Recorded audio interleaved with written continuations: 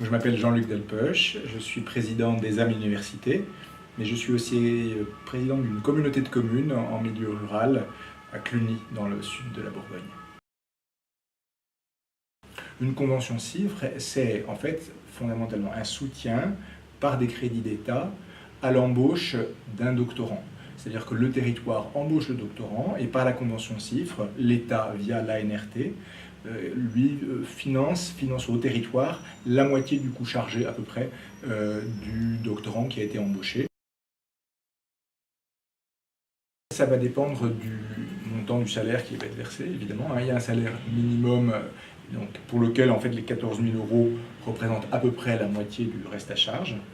Donc si on en est à ce niveau-là de salaire, eh bien, l'employeur est remboursé de la moitié de son coût total.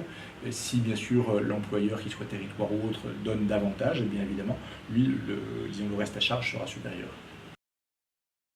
Les CIFRE, c'est très large, ça peut aussi bien être des grands groupes, des PME, mais ça peut être aussi des associations, des collectivités territoriales, des établissements publics.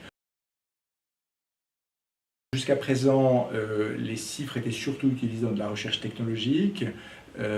Aujourd'hui, on s'aperçoit qu'il y a un gros besoin de sciences humaines et sociales, pas uniquement dans les territoires, mais aussi dans les entreprises.